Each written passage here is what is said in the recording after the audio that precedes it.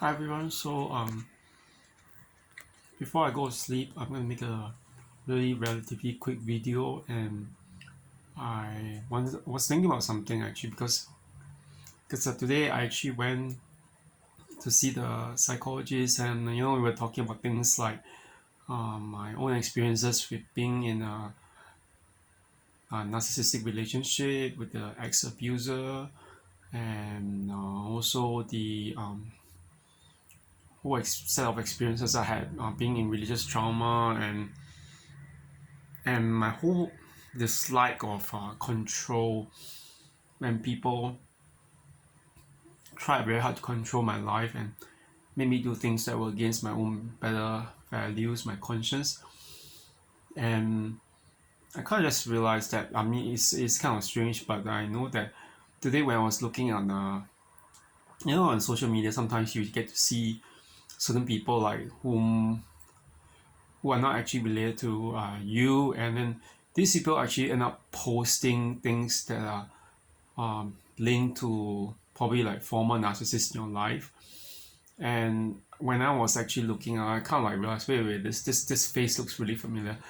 Then on closer look, I realized, that is the narcissistic ex abuser. So I was like, it's kind of strange because I was like thinking initially years ago, I probably would have been quite triggered and then I wouldn't be in a very good mood. But then as I look, I was like, well, let's pass. I was like thinking, and then at the point I was thinking, I mean, right now I'm just processing it, and I was like realizing, the whole benefit of having actually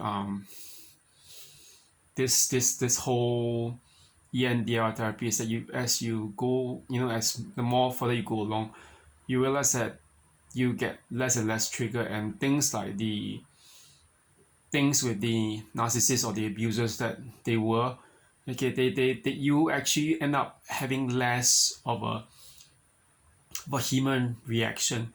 What I did was just, I scroll down. This is the kind of thing with mindless scrolling.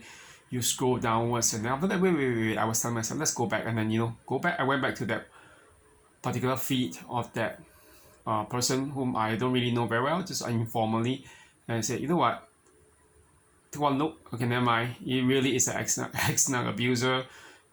Please hide that post, and then just move on. So that was the thing, because that person, I don't even know that person who took that photo.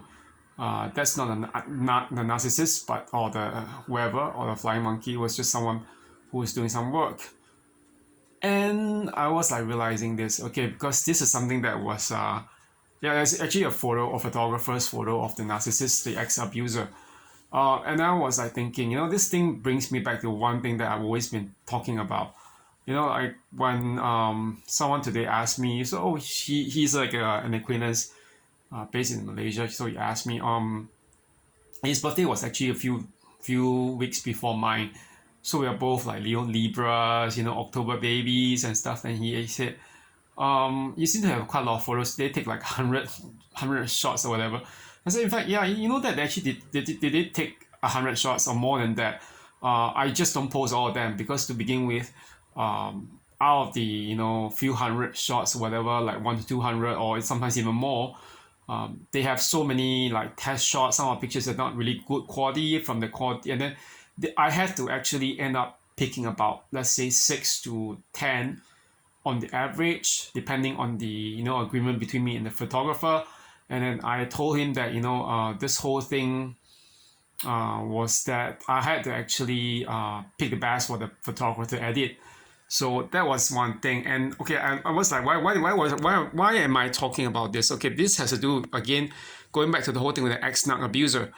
That particular ex-narc abuser, okay, love to comment a lot on my own, particular habits, my whatever, but then went on to doing things like, trying to engage in free shots, okay, free, open and close inverted commas, free.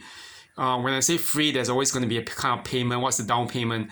The down payment, as we can guess, would be sexual favors and things like that with the particular photographer in question.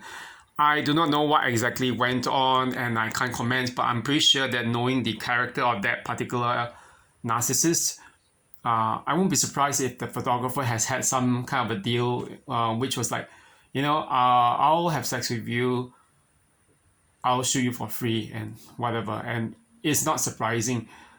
In even in this line, when we do things like photography, there are some really sleazy photographers. So back to what that friend asked me, that friend or acquaintance asked me, I just told him, actually to begin with, they do give me a lot of photos because to begin with, I paid for their service, and I really do pay them. Okay, I don't do such a thing called free shoots because to begin with, you do not know about the quality of the person if it's not paid for. And I mean, if you're really that good, you should be able to charge a rate as a photographer, and you have to charge a rate not just for the photos but for editing the best of the photos too.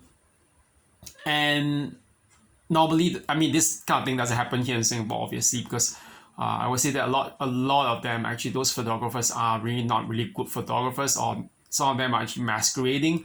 So this brings me back to the whole thing about narcissists. Narcissists, it doesn't really matter about their gender, male, female, gay, straight, bisexual, transgender, whatever, whoever they are, or the background, whether they're Asian, white, or black, whatever, okay, whatever your ethnicity or your so-called alleged religion or faith or lack of faith or political values. So the whole thing about this narcissist is that they are really cheap people. They love freebies, okay? The whole thing, it has to do basically with the fact that they play this game called the zero-sum game. It's either all or nothing, okay? Why is it so? All narcissists suffer from this black and white thinking, okay? It's really black and white and also magical thinking. We know that the whole thing is that with humans, we are able to process, I mean, normal humans and anyway, we process things in a very typical way, neurotypical way, where we recognize that there's no such thing called absolutes. There's no such thing called black and white totally. Not some issues are not just black and white. There are always shades of meanings, like the gray areas. And this is a matter of, like even the brain has this part of us called the gray matter, which helps us to process, ambiguity and nuance and things like that. So, not everything is really straightforward and so black and white.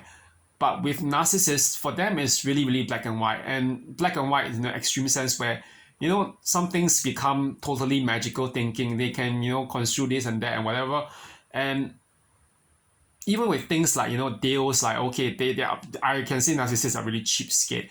They are totally cheapskate. So, what does it say, when you see someone like a former narcissist in your life, you realize, oh, that person is just like, trying to take advantage of other people, even people whom they might have really, really slept with before, and using them for their own, convenient things or whatever. And I realize, oh, damn, I would have been, in the past, I would be quite agitated or triggered, but then I realized, what?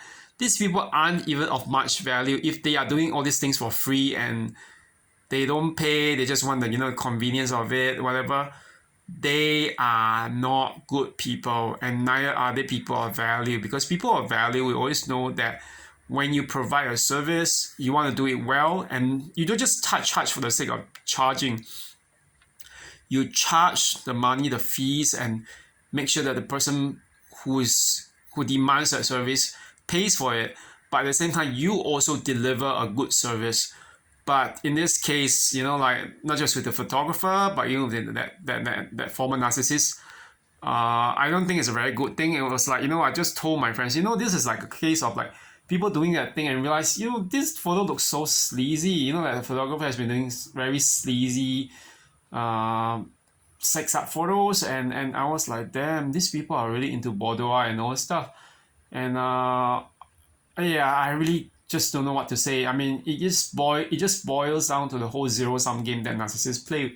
It's an all or nothing thing. So yeah, so that's it anyway for now. I'm gonna actually go and sleep soon, and I actually have to work tomorrow.